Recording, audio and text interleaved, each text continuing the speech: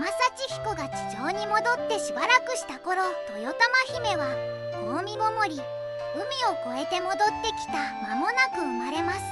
けれどその時、私は本来の姿に戻ってしまうかもしれません。決して覗かないでください。そう言い残し、豊玉姫は海辺に小屋を設け、出産のため一人その中へと入っていった。だが山幸彦は心配と好奇心に負け、そっと扉の隙間から中を覗いてしまう。そこにいたのは人の姿ではなく、巨大な怪獣のようなうねる体の豊玉姫であった。見られてしまったのですね。豊玉姫は産声とともに振り返り、悲しげに微笑んだ。本当の私を見られたままではここにはいられません。そう言い残し、豊玉姫は生まれたばかりの子を優しく抱き、そっと寝かせて海へと帰っていった。その子の名はガヤ吹き会津の命、草の屋根を吹き終える前に生まれたことにちなむ名で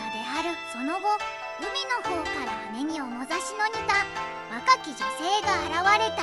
豊玉姫の妹、玉頼姫であった。姉の帰還を知ってこの地に来たのだと語り、小屋に残された赤子を見つけるとそっと抱き上げた。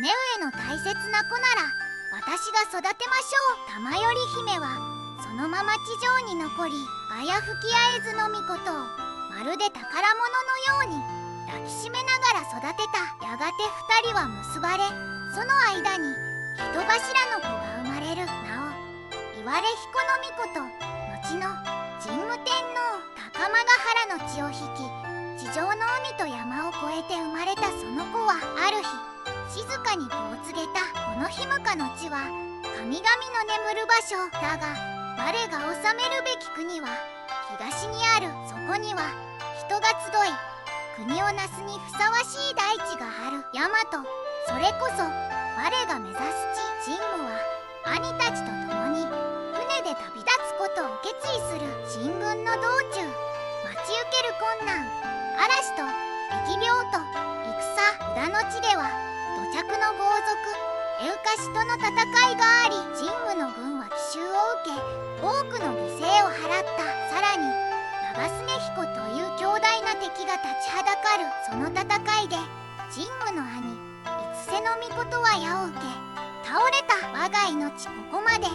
弟よ、お前は進め。神武は兄の最後の言葉を胸に一人悲しみを抱いて歩みを進めた。その時神武は熊野の山深くで霧と闇に包まれた森をさすらっていた。道は分からず、兵は疲弊し、幾度も引き返そうという声が上がった。その時天から一羽のカラスがゆっくりと舞い降りた。翼を広げたその姿はただの鳥とは思えぬ大いなる気配をまとっていた。神の使いヤタガラス。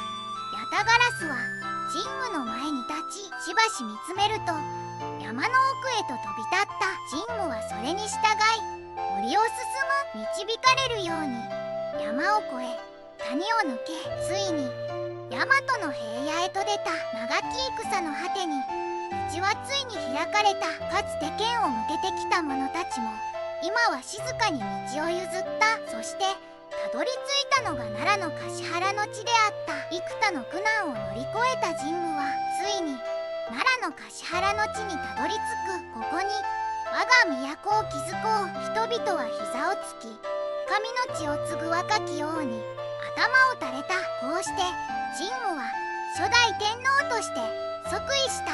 神々の時代は終わり、人の世が静かに始まった。神々の記憶は高千穂に残り、人の歩みは大和から始まる。